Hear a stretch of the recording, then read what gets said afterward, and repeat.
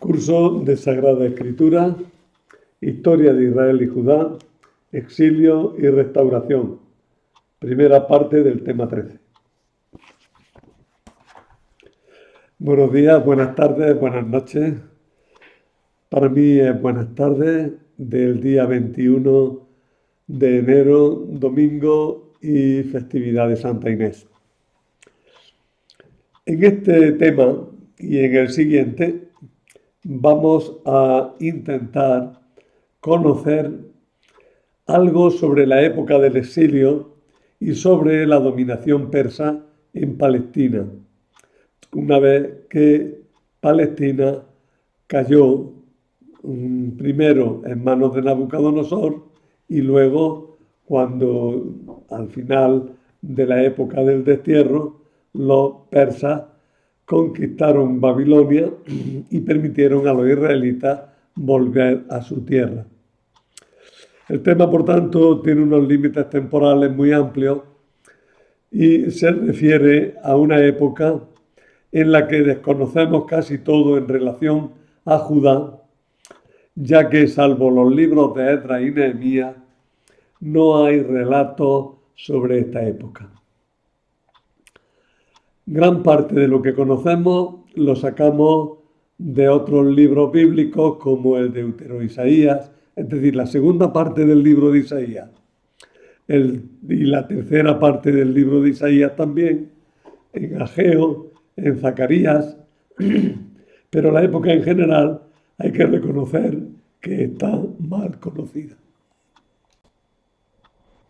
Además, en estos años, muchos libros de la Biblia alcanzan su madurez, por lo que merece la pena conocerla en lo posible, para así saber ubicar también mejor los libros bíblicos y entenderlos de una manera más correcta. Tenemos aquí, por tanto, un ir-venir. La época la conocemos a través de los libros y los libros se enriquecen con el conocimiento de la época. Después del 586, ¿qué pasó? La deportación de los habitantes de Judá que los babilonios realizaron el año 586 a.C., dejó al país con muy poca población y desolado.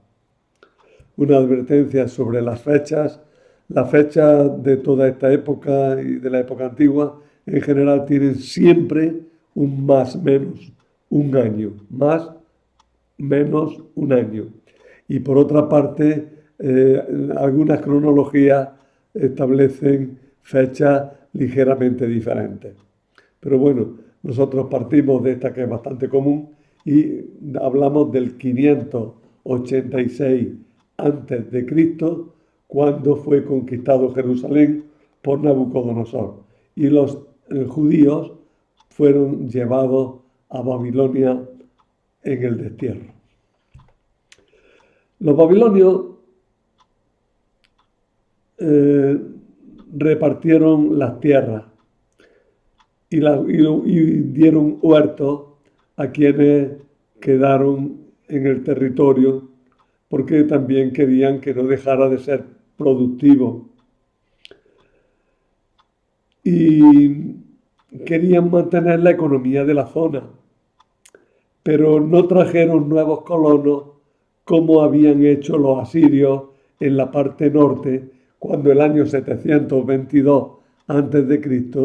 deportaron a la población.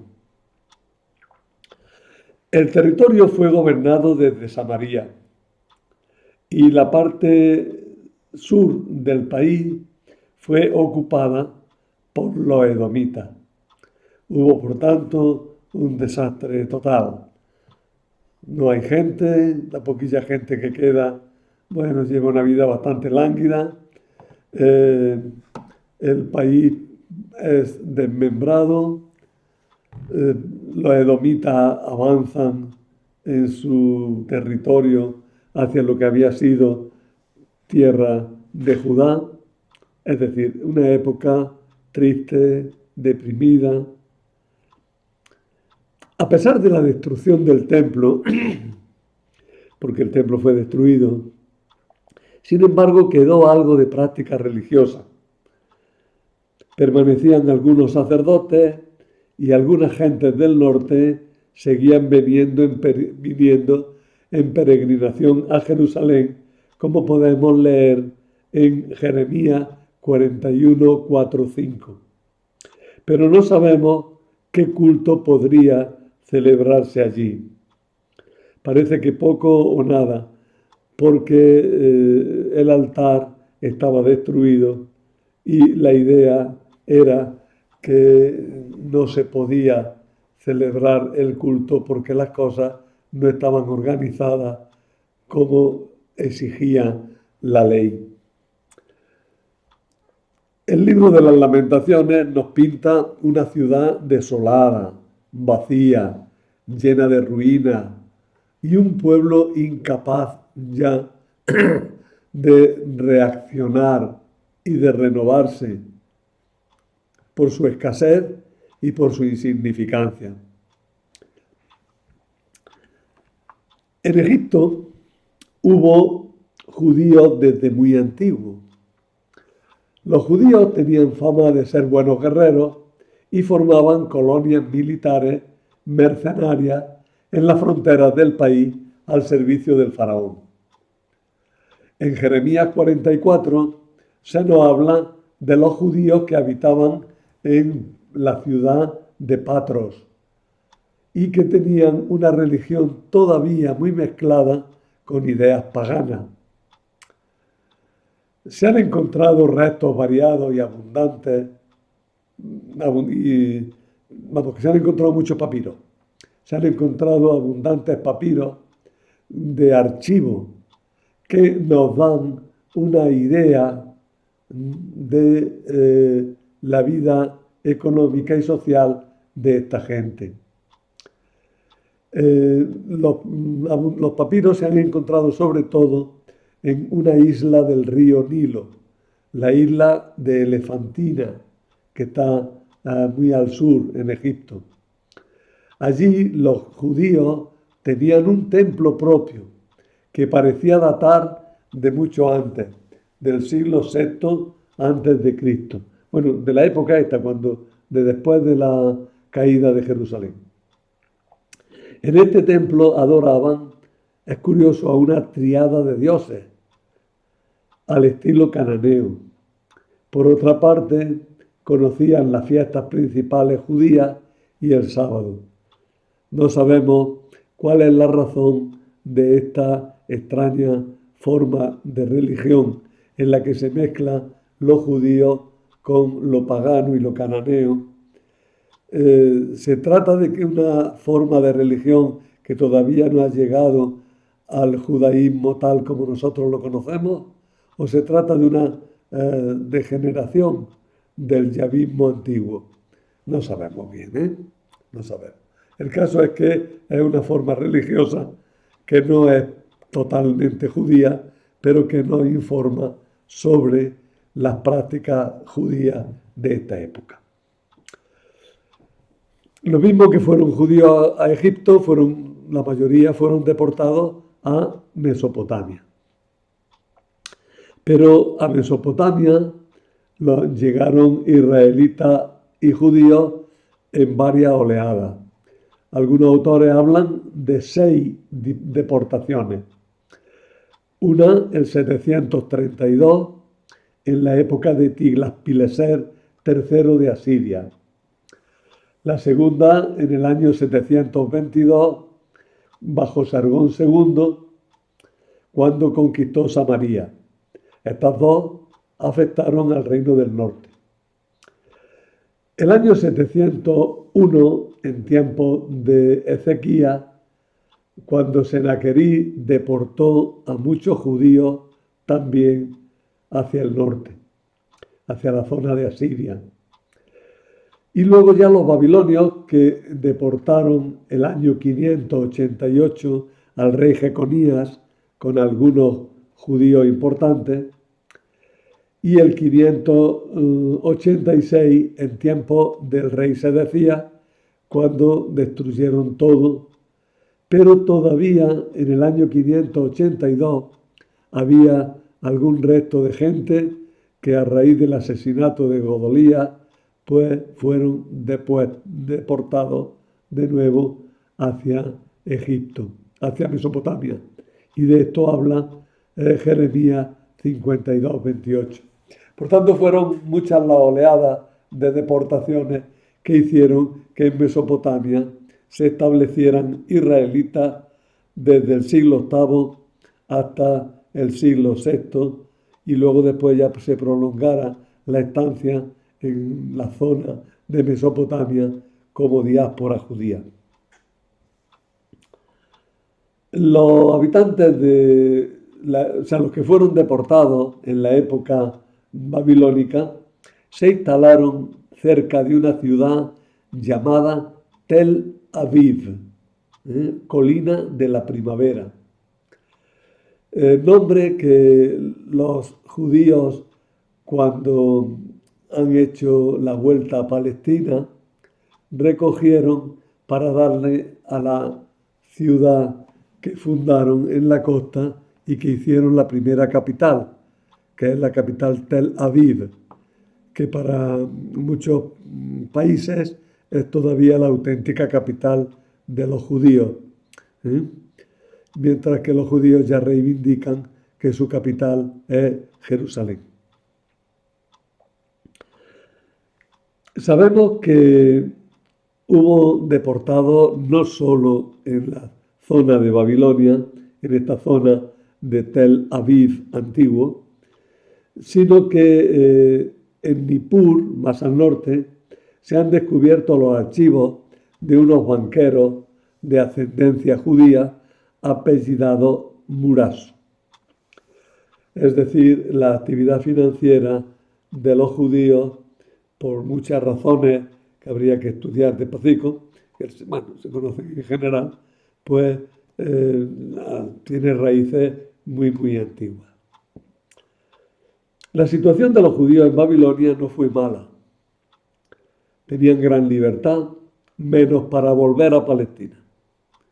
No podían volver a su tierra. Pudieron hacer grandes negocios, pudieron fortalecer su propia identidad. El estar relativamente agrupados en unas pocas poblaciones les permitió mantener su identidad y poder crear un grupo compacto que reflexionaba y actuaba según las normas de su tradición.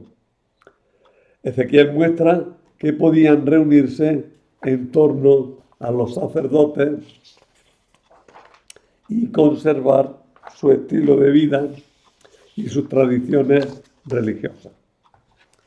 Más aún, desarrollar esas tradiciones religiosas. La familia real de los judíos, teniendo a la cabeza en un primer momento a Jeconías y después a sus descendientes, tuvo un puesto importante entre los nobles de Babilonia. Incluso recibieron el título de patriarcas de los judíos. Las tradiciones posteriores muestran que los israelitas aprendieron pronto a vivir mezclados con la población de Babilonia, incluso ocupando puestos importantes en la corte, pero sin perder su propia identidad. Eso fue una constante de los judíos prácticamente hasta nuestros días.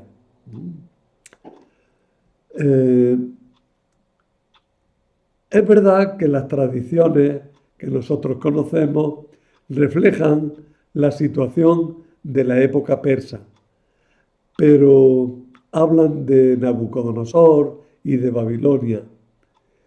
Y en esa época de Nabucodonosor y de Babilonia debieron empezar estos comportamientos que luego se prolongaron a lo largo de los siglos.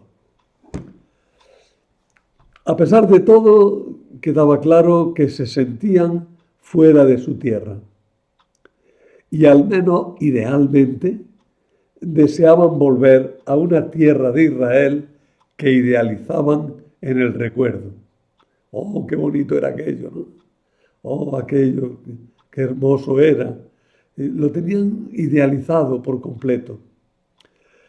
Religiosamente vivían un fuerte conflicto, porque era difícil explicar por qué el Señor aparecía como menos poderoso que los dioses de Babilonia. Es claro, si los babilonios han dominado a los israelitas, lo obvio es pensar que sus dioses eran más fuertes que el Dios de Israel. Por otra parte, los judíos no podían practicar el culto según las tradiciones de Jerusalén, ya que solo se podían mantener esas tradiciones cultuales en la misma Jerusalén, a la que les estaba vetado volver. ¿Cómo podrían entonces agradar a Dios si no podían celebrar el culto que exigía la ley? Deseaban volver a su tierra. Deseaban sobre todo sentirse dueños de la situación y no ciudadanos de segunda categoría.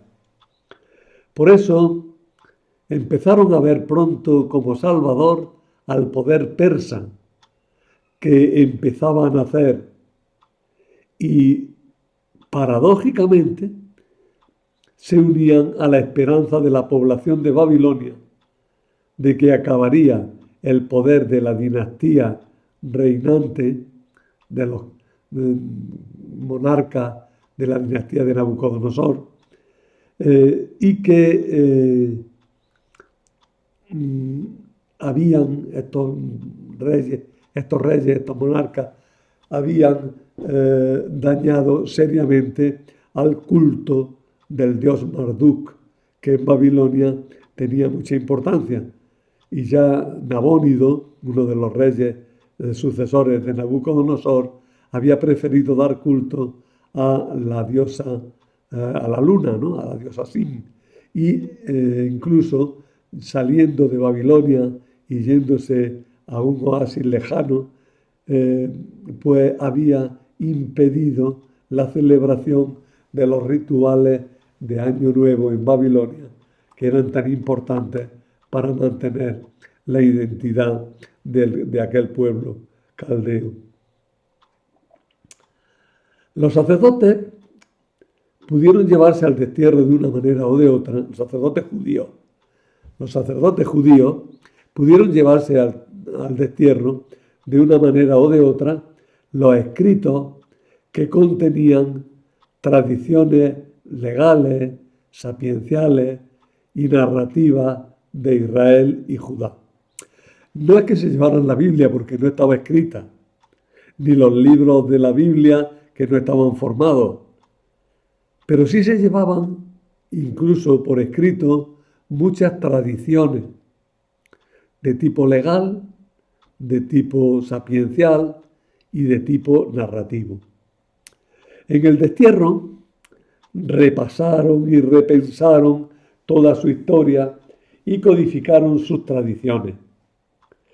Las tradiciones babilónicas también fueron aceptadas en parte cuando permitían expresar bien la fe de Israel. En el destierro actuaron profetas que ayudaron al pueblo a profundizar en el monoteísmo y a rechazar cualquier tipo de idolatría.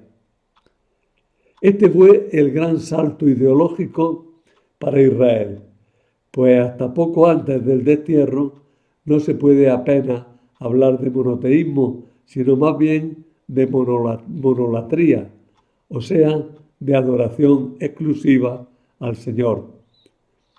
Pero es en el destierro cuando dan el salto y de decir el Señor es el único a quien podemos dar culto y de decir el Señor es más grande que todos los dioses, a decir los dioses de los gentiles son nada y el único Dios verdadero es el Señor.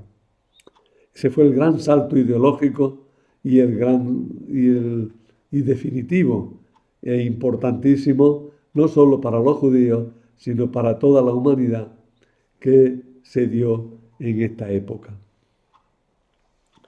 En Babilonia nació una institución que sería decisiva para el judaísmo que estaba naciendo.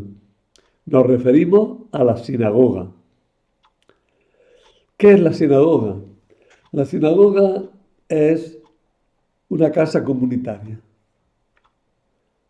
Una casa como nosotros todavía en muchos sitios tenemos la casa de Jaén en Córdoba o la casa de Córdoba en Jaén o la casa de Galicia en Buenos Aires.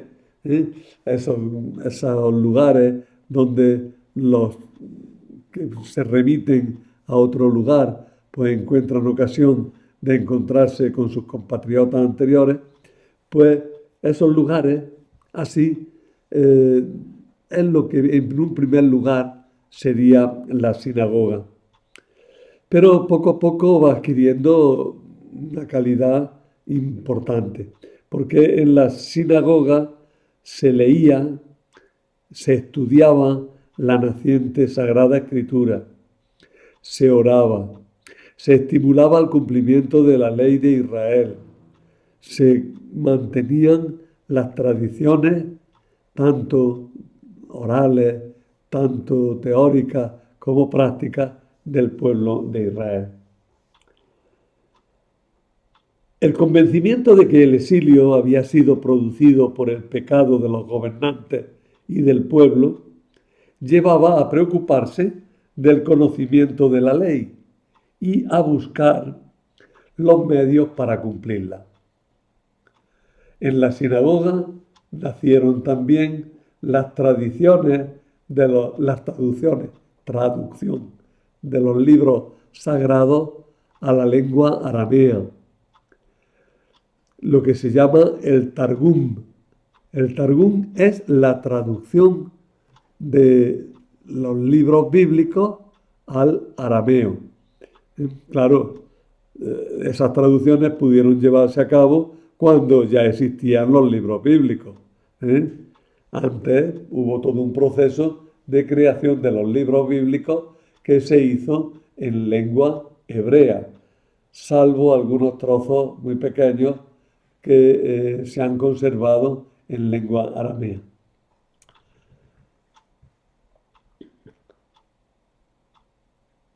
Después se irían formando los comentarios legales de los maestros que ya en época cristiana dieron lugar a esa obra monumental que es el Talmud.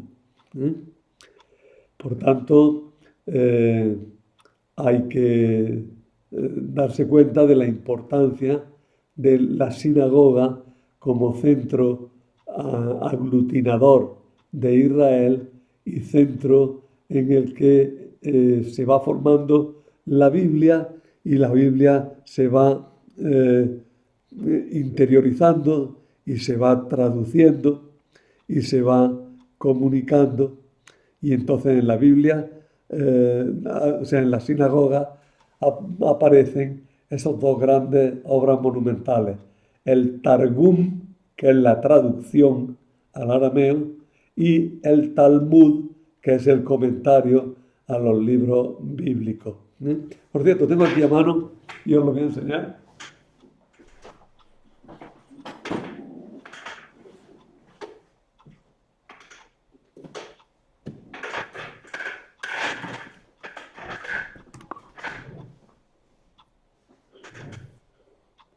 Mirad, esto es un Targum. Está todo con letra hebrea. Es un Targum, una traducción de la Sagrada Escritura.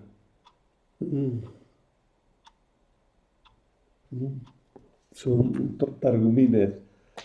Y esto, ya que es mucho más grande, es una colección mucho más grande y mucho más profunda del Targum. Esto como curiosidad. Estos son libros que pertenecieron a don Domingo Muñoz y que lo ha conseguido la biblioteca del Seminario de Jaén, que se enriquece mucho pues, con todas estas obras que no son de fácil acceso aquí en España. Caída de Babilonia. El imperio neobabilónico cayó de forma sorprendentemente rápida. Ya al morir el gran Nabucodonosor II, en Babilonia las cosas se pusieron difíciles a causa de las revueltas de distintos grupos religiosos.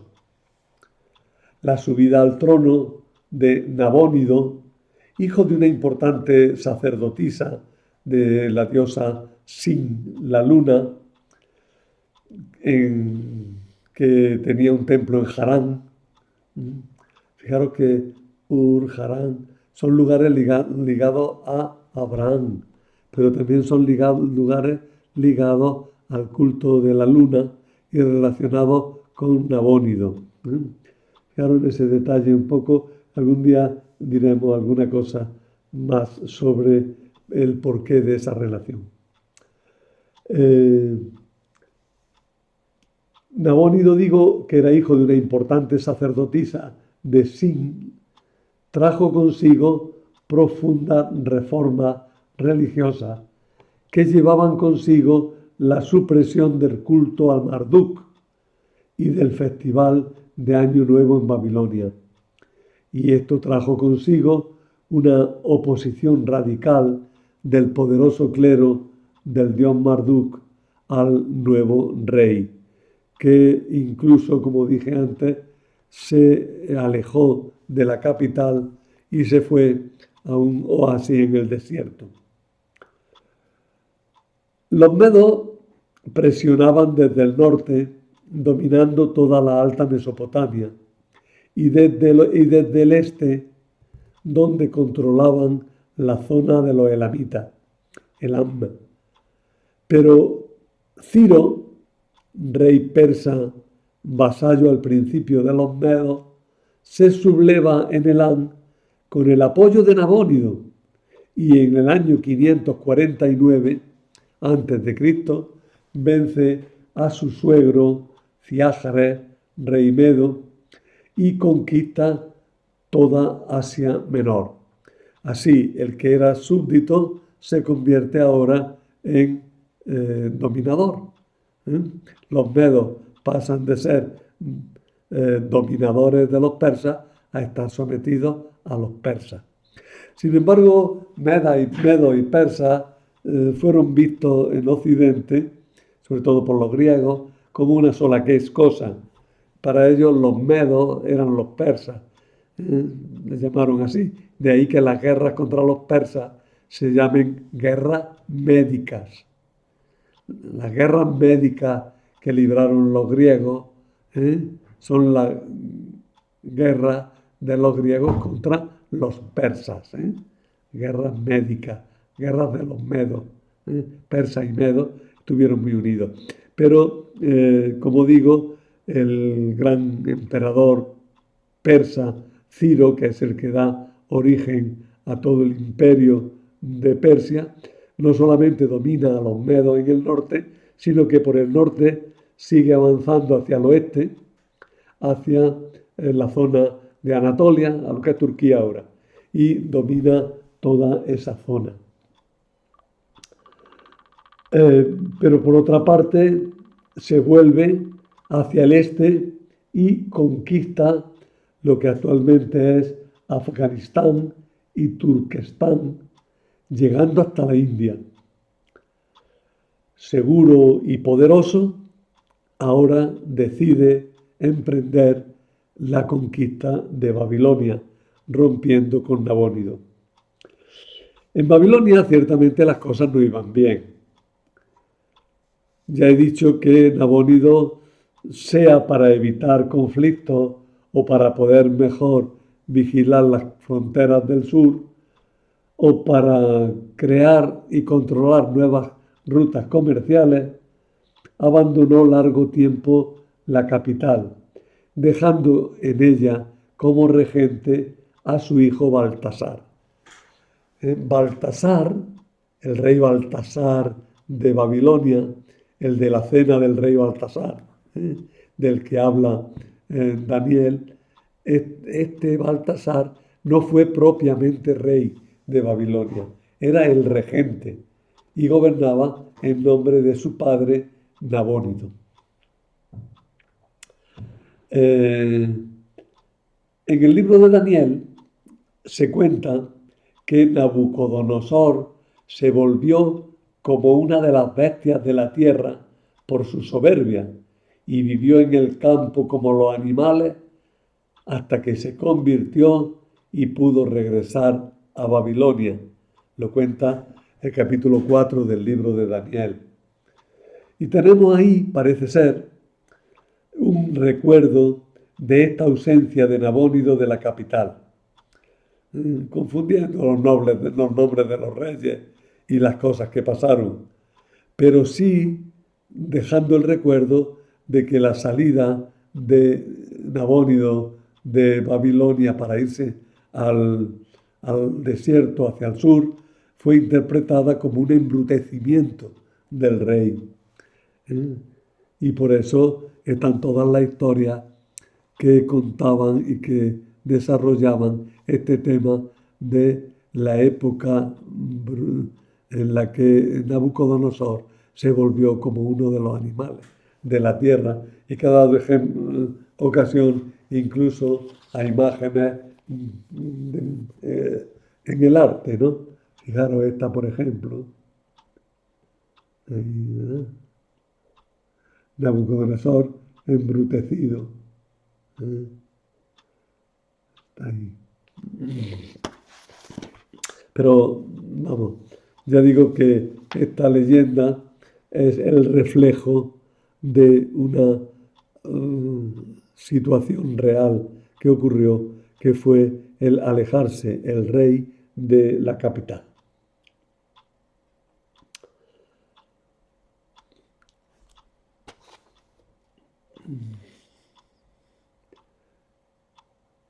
O el autor del libro de Daniel no recordaba mucho la historia o quería dejar claro que él estaba hablando de otra cosa. En 539 Nabónido regresa a Babilonia, pero Ciro lo venció en Cipar y se lanzó para entrar en Babilonia.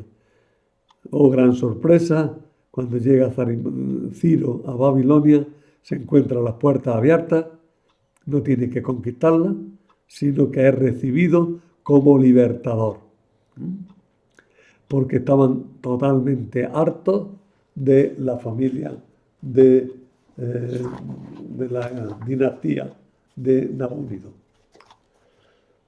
Cuando Ciro llegó a Palestina, cuando Ciro tomó el poder, fundó un imperio con pretensiones de universalidad. El imperio persa quería ser el imperio mundial. Lo característico de los imperios de la antigüedad es que quieren ser imperios mundiales. No cabe la existencia de dos imperios. Uno tiene que dominar sobre otro. Se piensa que ahí tiene que haber un imperio universal. Ciro, en esto sigue la idea que ya muchos siglos antes había tenido el rey Sargón de Akkad. Ciro fundó un imperio con pretensiones de universalidad, pero su dominio fue tolerante con las religiones y costumbres de los pueblos que dominaba. Dividió el país en provincias a las que llamó satrapías, gobernadas por un sátrapa, que era un gobernador, que estaba directamente sometido al rey, por lo cual tenía una cierta independencia frente a los demás sátrapas. Se podría hablar de que las satrapías son una especie de autonomías en el reino persa, pero bueno, no podemos trasladar eh, conceptos modernos y actuales tan fácilmente a la antigüedad. Las satrapías dependían totalmente del emperador, del rey de Persia, al que se le llamaba el gran rey. Omegas Basileus, decían los griegos. Pues dependían totalmente de él.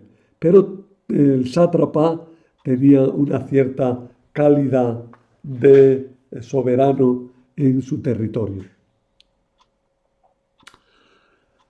La Cancillería persa utilizaba 3 idiomas: el persa, el elamita y el arameo. Toda la zona occidental, Siria y Palestina, utilizarán en adelante el arameo como lengua de comunicación internacional y como lengua de cultura, y así seguirán hasta la conquista de Alejandro y mucho tiempo después, pues todavía en tiempos de Jesús, tanto en Siria como en Palestina, el arameo era la lengua dominante. Todavía quedan restos, dicen, serán pocos, pero dicen que quedan todavía restos de arameo en algunas poblaciones de Siria. Una de las consecuencias de la tolerancia persa fue permitir que los diversos pueblos pudiesen reconstruir sus santuarios y reanudar el culto a sus dioses. Ciro comenzó por restablecer en Babilonia el culto de Marduk, con lo cual los sacerdotes de Babilonia, el clero del dios Marduk, le estuvo siempre agradecido y así fortaleció y robusteció su poder. A los judíos les permitió volver a Palestina y reedificar el templo de Jerusalén. En el libro de las Crónicas y en el libro de Esdras se nos transmite el llamado Edicto de Ciro en una doble versión, una más larga y otra más breve. De ese edicto de Ciro de tolerancia, pues tenemos un resto arqueológico en este cilindro escrito, que se conoce precisamente como el cilindro del edicto de Ciro. No se ven bien las letras porque la foto no es demasiado buena, pero sí se ven todas esas líneas, ¿verdad?, que indican que es un texto escrito.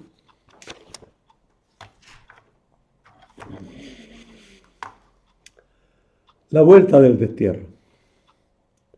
Dice el libro de Esdras: entonces los que se sintieron movidos por Dios se pusieron en marcha y subieron a reedificar el templo de Jerusalén. No sabemos cuántos israelitas volvieron de Babilonia a Judá. Debieron ser pocos y en pequeñas oleadas. Sin embargo, lograron imponerse a los residentes en el país. Algunos autores, basándose en las genealogías y en los catálogos que nos ofrece el libro de Esdras, hablan de que serían entre 30.000 y 45.000 los retornados. Pero las listas de del libro de Esdras hay que trabajarlas con muchísimo cuidado, porque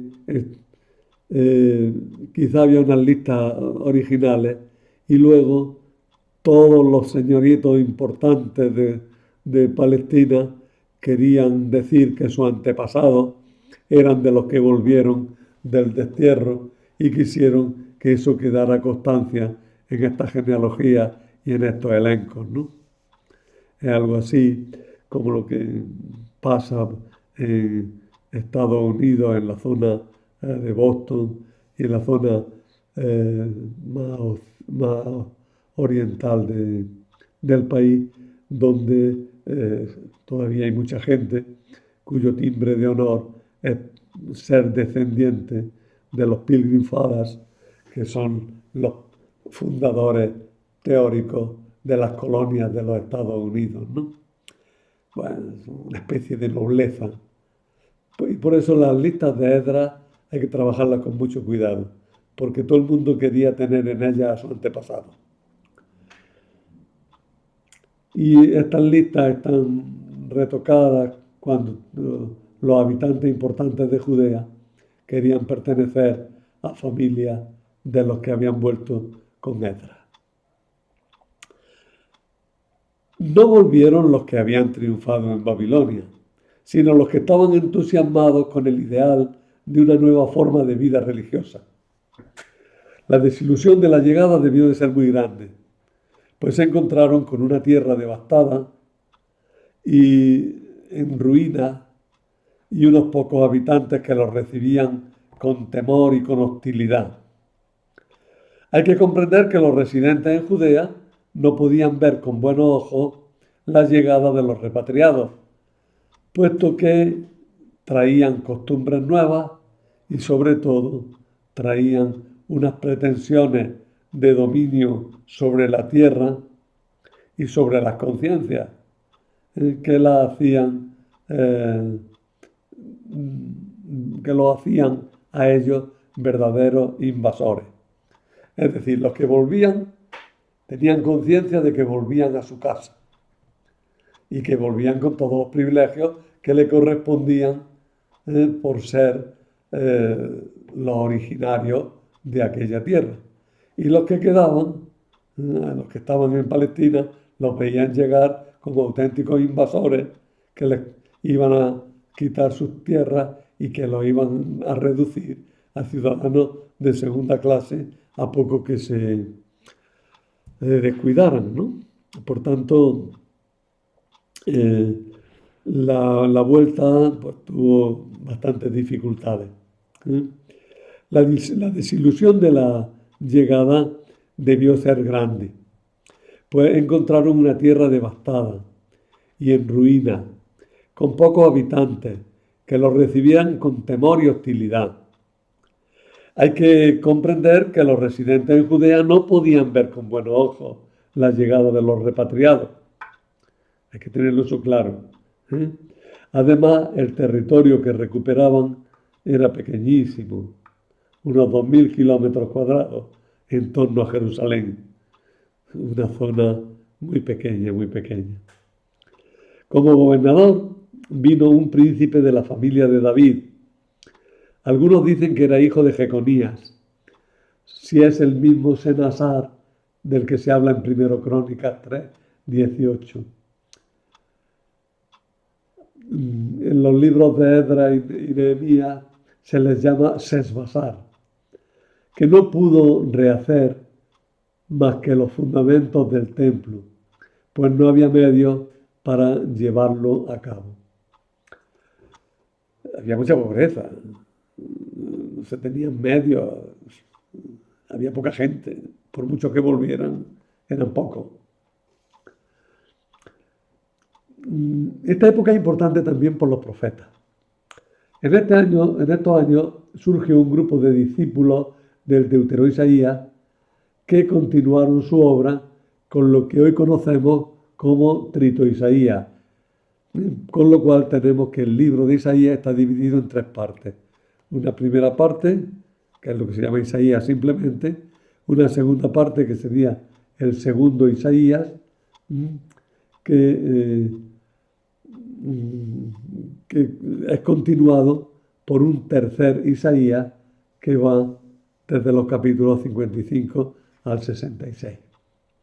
La temática de estos continuadores del profeta es algo distinta de la del maestro, pues tienen una tónica algo más pesimista, al darse cuenta de la dura realidad con la que se habían encontrado los repatriados. Tuvieron que luchar contra el desánimo, contra la idolatría, contra las divisiones, contra el desprecio de los extranjeros. denunciaron el pecado, atacaron las burdas formas de idolatría, demostrando la impotencia de los ídolos y llamando a la unión en virtud de la alianza. También insistían en la apertura de la salvación a todas las naciones. Si las naciones se apartan del mal, se pueden incorporar a Israel, pero otros, por el contrario, se cerrarían en banda. Destacan la importancia del sábado, de la liturgia penitencial, del ayuno. Abren la esperanza a una nueva creación que llegará tras un juicio final en los últimos tiempos. Un nuevo gobernador llamado Zorobabel vino también de Persia y era nieto de Jeconías. Parece que el rey de Persia, que ahora ya era Darío I, quería establecer reyes vasallos en la zona de Siria y Palestina, pero los sacerdotes de Jerusalén no estaban dispuestos a repetir la experiencia monárquica que ahora que la veían como muy peligrosa. Y ellos además habían descubierto las ventajas de un gobierno sacerdotal del pequeño país. Por eso, a pesar de las esperanzas que se pusieron en Zorobabel y en un sumo sacerdote llamado Josué, esas esperanzas aparecen claras en los libros tanto de Ageo como de Zacarías, pero al final solo se quedó con el poder, no sabemos cómo, el sumo sacerdote, que en un principio era visto como uno de los dos ungidos Mesías, llamados a salvar al resto de Israel. El caso es que Zorobabel desaparece pronto, sin saber por qué, nosotros. No tenemos idea de por qué desaparece, pero dejan de hablar de él. Y entonces unos dicen que Zorobabel quiso proclamarse rey por su cuenta y los persas no se lo consintieron, quitándolo del mundo de alguna forma que desconocemos. Pero otros, sin embargo, dicen que fueron los sumos sacerdotes y el clero de Jerusalén que no quisieron tener un rey, sino que les venía mucho mejor tener una cierta autonomía y depender del lejanísimo rey de Persia. En esta época el profeta Ageo protestó porque los judíos nunca encontraban tiempo para edificar el templo. Los desastres naturales de la sequía se interpretaron como consecuencia de la falta de interés por el templo. Finalmente el templo fue reconstruido gracias al sumo sacerdote Josué y a Zorobabel. La reconstrucción del templo no se hizo sin dificultades, ya que las autoridades persas en tiempo de Darío I llegaron a ordenar que se detuviera su construcción y según Esdras 6 hubo que hacer todo un proceso administrativo en Persia para obtener de nuevo el permiso para continuarlo.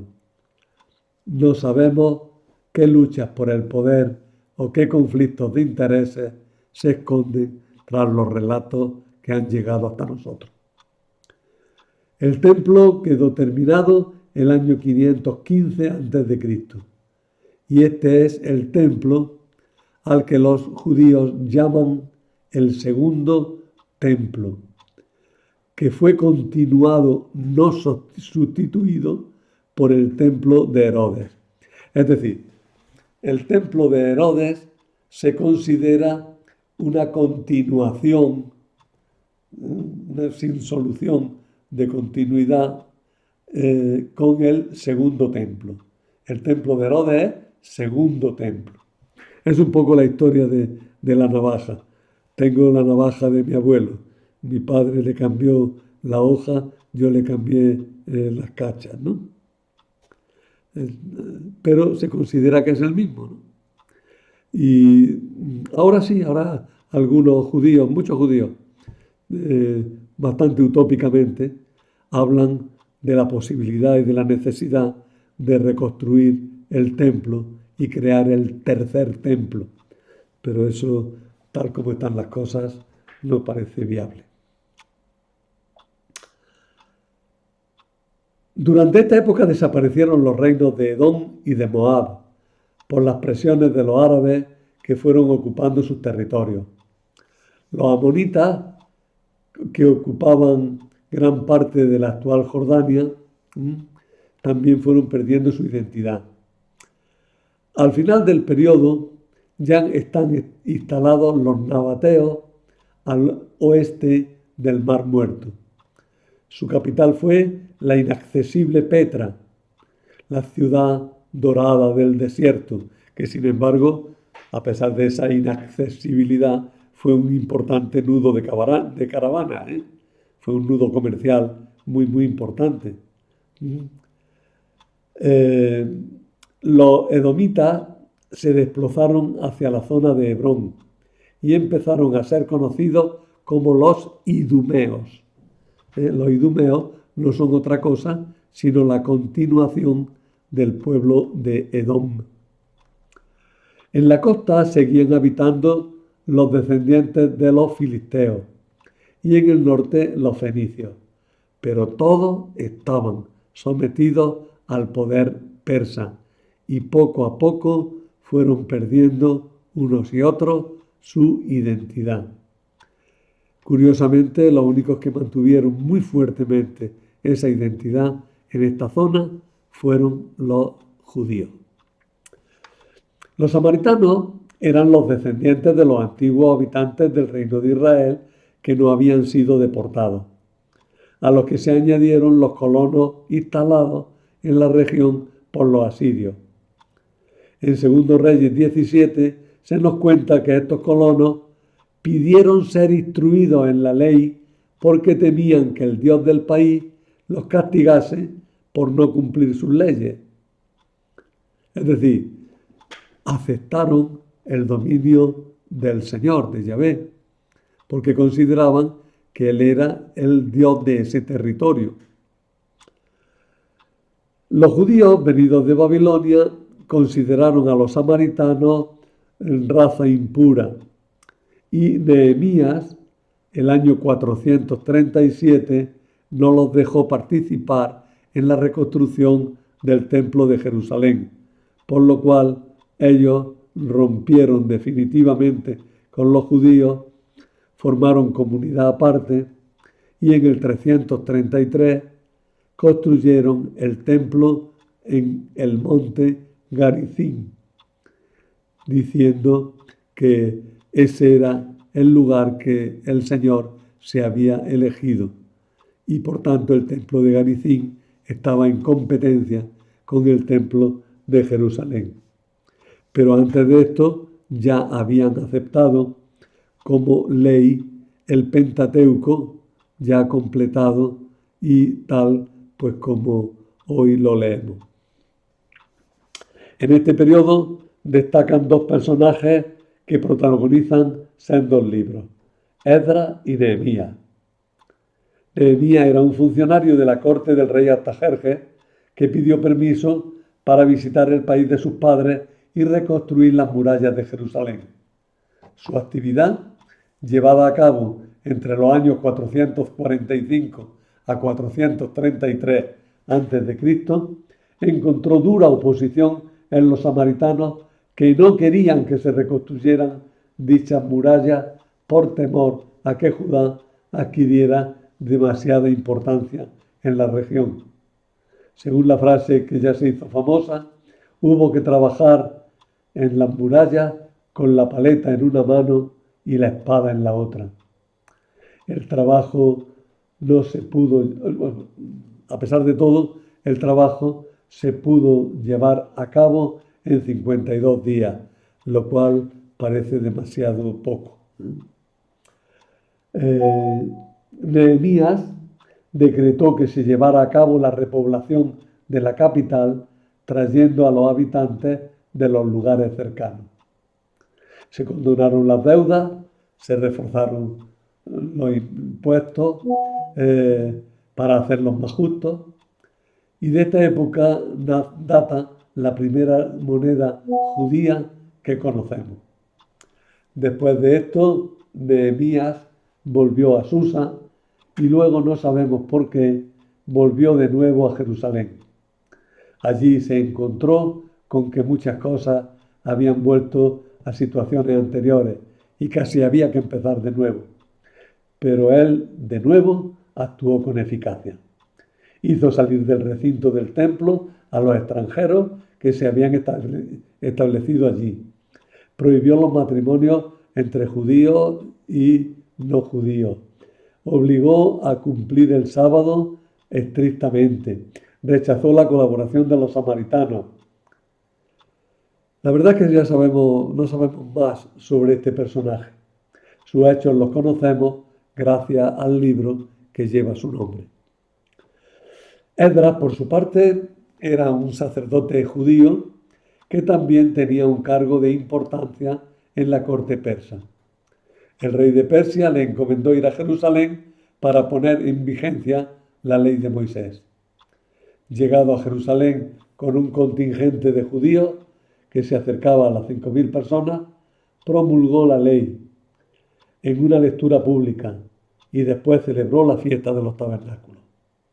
Los judíos, con el paso del tiempo, han ido dando cada vez más importancia a la figura de Esdras, hasta llegar a considerarlo prácticamente un segundo Moisés. Según un libro apócrifo, el cuarto de Esdras, en el capítulo 14, él reescribió por inspiración divina todo el Pentateuco y muchos libros secretos.